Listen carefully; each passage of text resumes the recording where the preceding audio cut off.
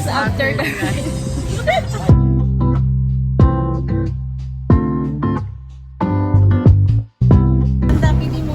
Magkano?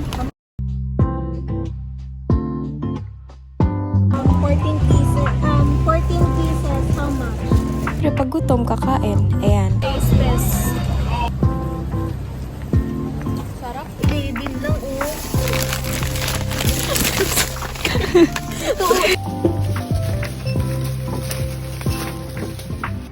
Ibang gamit namin.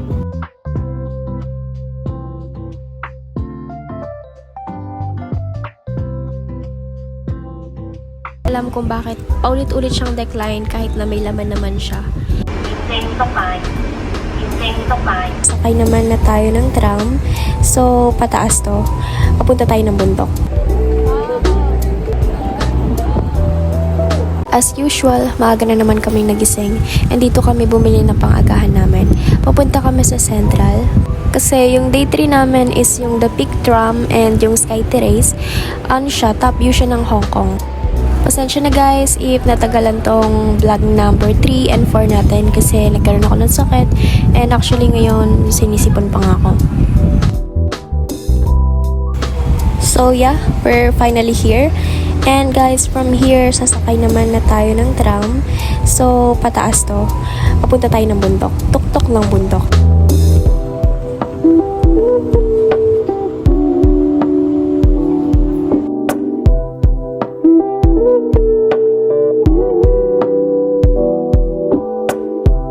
Kung mapapansin nyo guys, naka-slant.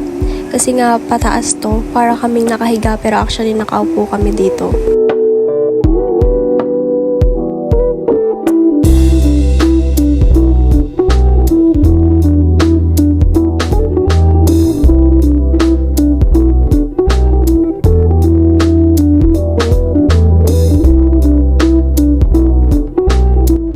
Lakas pa ng loob ko dito mag-sleeveless. Malamig nga pala dito kasi nasa taas kami. Bakit nga ba hindi ko naisip yun?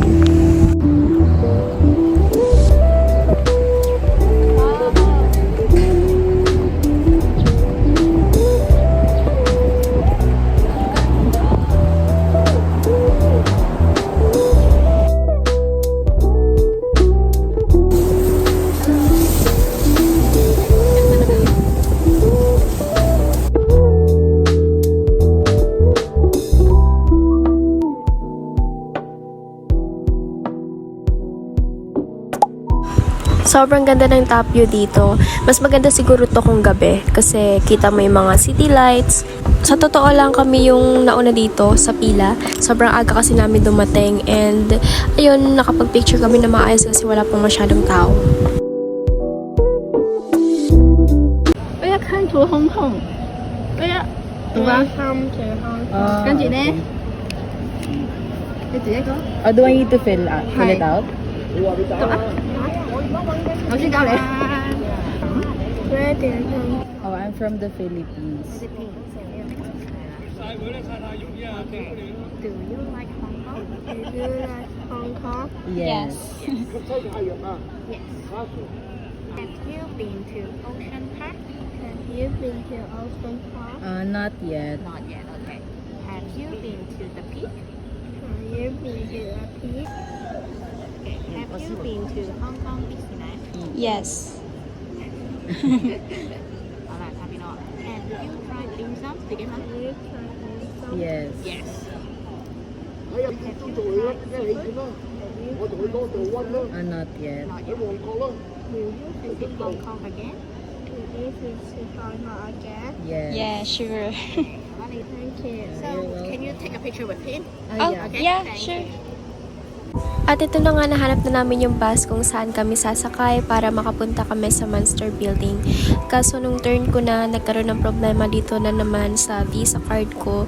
Hindi ko alam kung bakit paulit-ulit siyang decline kahit na may laman naman siya.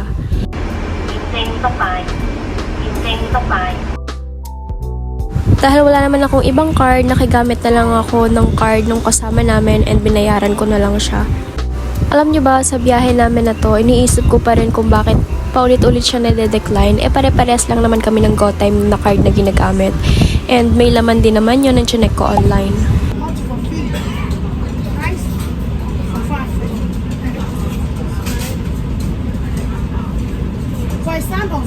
Okay, so a la carte lang to. Pero hindi dagdag ka ng $5 if gusto mo nito.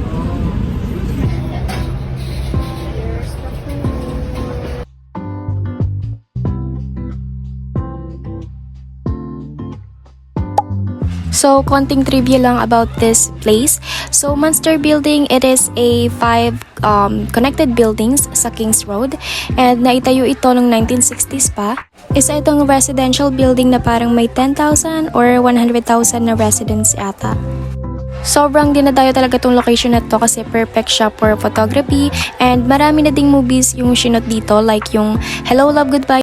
After namin sa Munster Building, bumalik na kami sa hotel, nagpahinga saglit, and then pumunta naman kami ng Mongkok.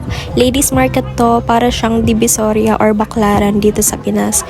So halo-halo, iba-iba yung mga binibenta dito, and dito rin kami namili ng ilang mga pasalubong.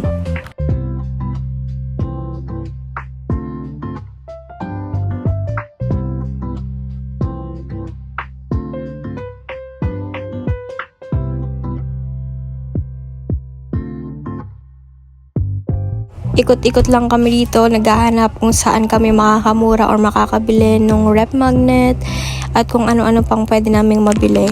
Hanggang sa makita namin si ate na marunong ng magtagalog and tinawag pa talaga kami. Maganda, pili mo na lang. Magkano? This is 29, ampas sandaan. Apat $100? Yeah, I saw other people 50. Apat ganito? Yeah, I saw other people 50. Paano? May ampas sandaan for you. Ah, okay. Apat na balot. Sorry, apat na ganito? Yeah, it's also yeah. How much one? One only that. Just Milan, 29. How much is 29? 25. 230. Yeah, one. And then for If, 100. how many? 4? 5 or 100 pa yun. Oh, 5. For Okay, 1, 5. 5 sandaan, okay? Ano na isang daan daw? 37 times 100. 7 to. Pag dinivide natin sa Ah, 5. this is nice, yeah. 147. It's fake. Yes. Ito na. The 29, ampas sandaan. This is the maha. Apat sandaan. Uy, ang ganda. Where you from? Indonesia? No, Philippines. USA, Changte? Uy, I want to. I will choose. Ito, pili ka dalawa. Macau and Hong Kong. Ano ba maganda? One. It's mine. Wait lang. I will choose. Ah, you so. Guys, kung magagawi kayo dito sa Mongkok, kung ako sa inyo, dalhin nyo na yung pinakakilala nyong magaling mambarat or magtawad. Walang halong eme-eme to kasi doon yung presyon talaga nila doon pang tourist, halos triply na doon sa mismong SRP. Kasi nga, ang daming turista doon sa Hong Kong, halo-halo iba-ibang lahi. Kaya yung binibigyan nilang mga price, hindi naman katarungan. Ito naman kayo, parang maganda to. Oh, yun yung kinuha ko kanina. You want more TC? Aba mo Hong Kong. Ano ba, you want to change? Ano, ito na lang. Chance ya, TC. Isa pa. Ito na lang. Ito. This one? Okay, this one. This is my last one, my last take for you, okay? Huh? Yeah. Last one. Dito may times na habulin ka nila, bababaan nila yung offer nila para bumili ka. And then, dito nga pala sa Mongkok guys, bawal yung basta-basta ka nilang hawak ng item or ng tinda nila. Kasi, minsan you touch, you pay na kasi. Yeah, thank you so much. Yeah, No? thank you. 80 lah, come on. Hello, come on, 80 please. 80 na. Next stop namin is maghanap ng DS Grocery Store para mamili kami ng mga chocolates and kung ano-ano pang mga kutkutin or foods. Where's the basket?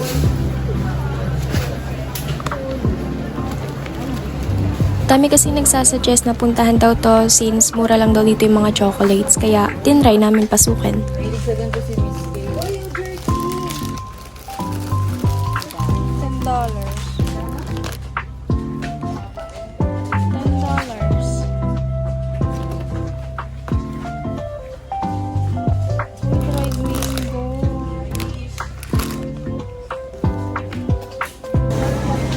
Shopping time. Kasi last day namin bukas sa Hong Kong. Ocean Park kami bukas. Noodles.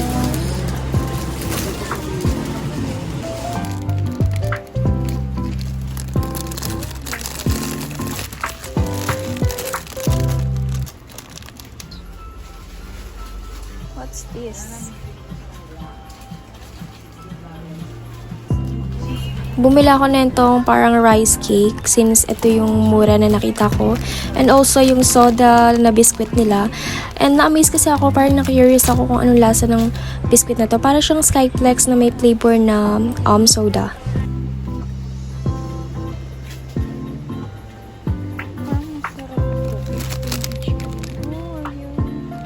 Highly recommended nga pala yung soda biscuit. Sobrang sarap niya.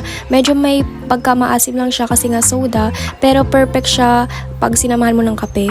Di ako nagsisi na bumili ako nun kasi sobrang unique niya sa panlasa. First time ko makatikim ng ganun, and ayun din yung binili kong pampasalubong para sa mga ka-workmate ko. 10 HKD lang yun, tapos 18 pesos na siya. Sa mga grocery stores or mga convenience store, hindi uso yung mga plastic or paper bags. Sariling sikap mo talaga. Or kaya naman ikaw magdadala ng sarili mong lagayan. Kasi dito may bayad yung mga plastic. Di pa kami nakatento, naghanap pa kami ng ibang DS store kasi dun sa unang napuntahan namin, konti lang yung tinda nila and hindi kami talaga nakabili ng mga chocolates. Halos iilan lang yung nabili namin. Target kasi namin talaga mga pampasalubong like mga chocolates. Kaso medyo pricey dun sa una. Ayan, tinutour ko na kayo dito sa Mongkok ha. Yung mga nakikita nyo, halos same lang talaga sa Divisoria or sa Baclaran, di ba? Halos walang pinagbago. Ganyan na ganyan.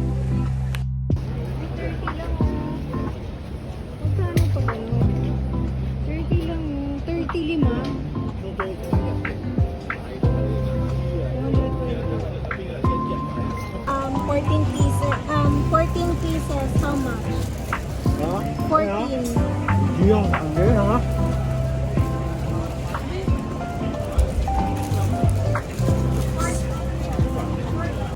Yes po, opo, bumili kami ng t-shirt. Isa kasi sa target namin bilhin dito sa Hong Kong is t-shirt talaga. So naghanap kami ng mura at yung pwedeng matawaran. And ito nga yung tindahan na napili namin.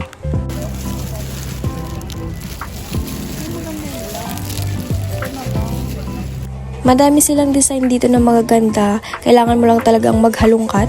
And sa totoo lang, hindi talaga dapat bibili ng t-shirt.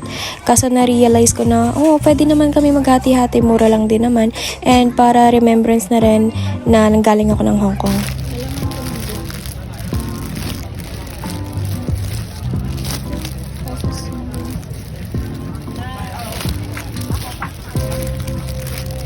Tada! Nakapili na kami. Taga-apat kami. Pero yung isang kasama atin namin, 5 pieces yung kanya. So, parang less than 200 HKD lang yun for 13 or 14 pieces na t-shirt. So, sobrang nakamura talaga kami. So, ayun, from hapon, inabot na rin kami ng dilim dito sa Mongkok, kakaikot. Well, alam niyo naman, kapag babae mga namimili, sobrang tagal talaga. Inabot ng ilang oras. At syempre, pag gutom, kakain. Ayan. Taste this.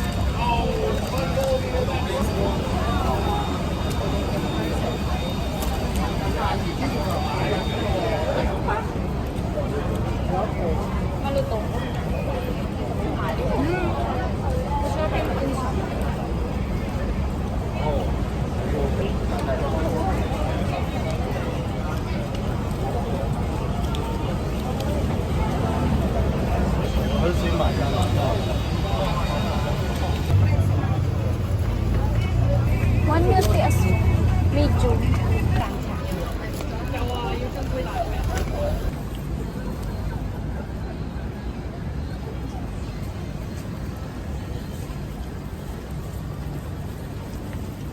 Sarap. Lang 11 lang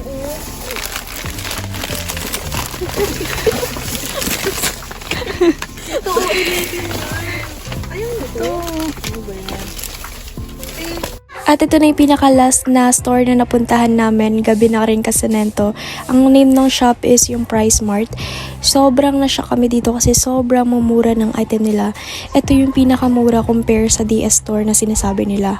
Kaya naman dito kami napahord ng grabe. Kaya naman, problemado kami pag-uwi kung paano pagkakasyahin doon sa mga maleta namin. Buti naalala ko. Free siya. Anong gusto mo? Dadaan pa ba tayo sa mga kitchen? Ang mura ng ano dito.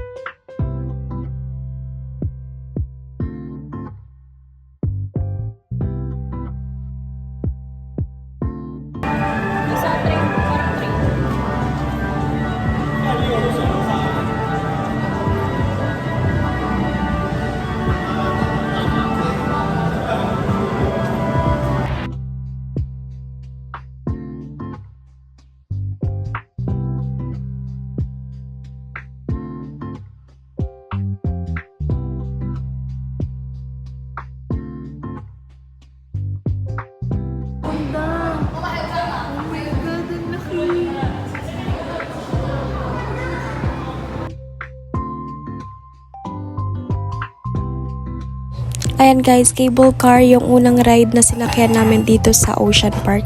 And yep, meron talaga mga rides dito na pwede nyong sakyan. Like sa Disney, marami ding mga rides dito na pwede mong sakyan na talaga namang mag-e-enjoy ka. And ang pinagkaiba lang siguro, mas maraming extreme na rides dito.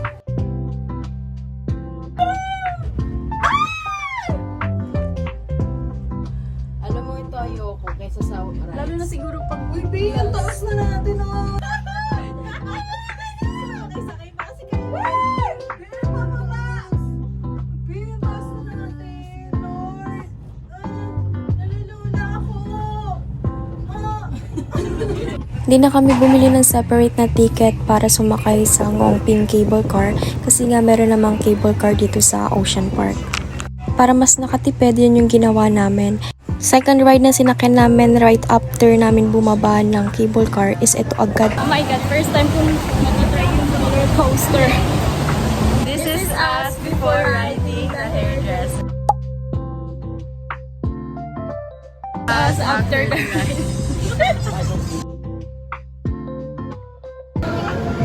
Ganyan pala sila Alam mo, kaya ako statue na.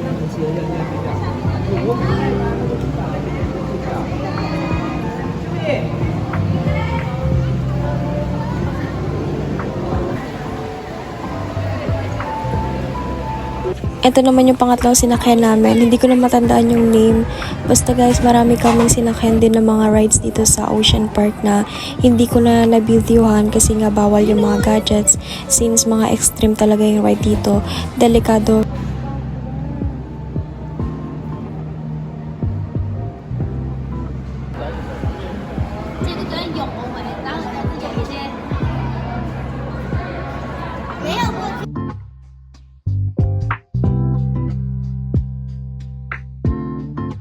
Yung mga clip na makikita nyo sa vlog na to, talagang sinakay namin yung mga yan.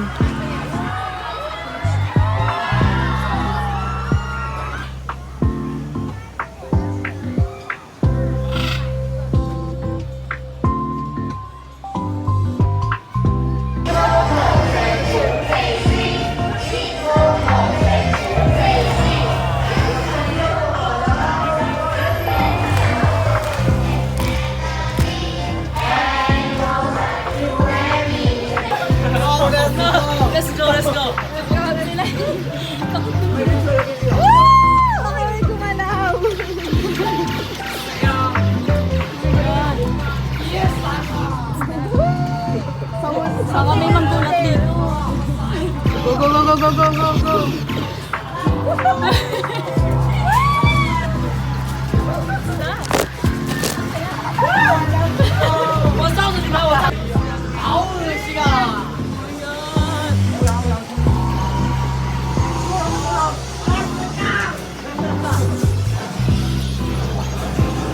Maaga kaming natapos sa Ocean Park kasi halos nasakyan na rin namin yung mga rides and naikot na rin namin. Kaya we decided na umuwi na at mag-dinner dito sa Jollibee. Luckily, merong rice. And ito na nga yung pinakalas namin na agenda dito sa Hong Kong. Grabe, kulit ng buko.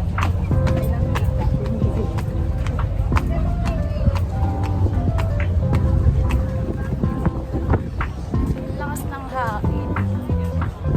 Ito'y walang iba kundi yung Symphony of Lights. Hindi kasi namin to napuntahan nung day 1 namin pagkadating namin dito nung nag-city tour kami kasi kinulang na kami sa oras and napagod na rin. Kaya we decided na idugtong na lang siya dito sa day 4.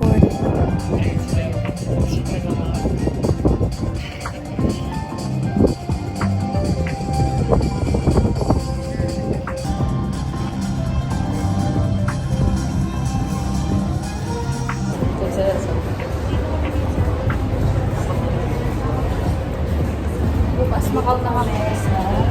Kanya-kanya. At dito na nga natatapos yung mga ganap natin sa 4 days natin na pagstay sa Hong Kong. Kaya naman maraming salamat sa panonood at magkita-kita tayo ulit sa susunod na vlog. Doon naman tayo sa Macau. Bye!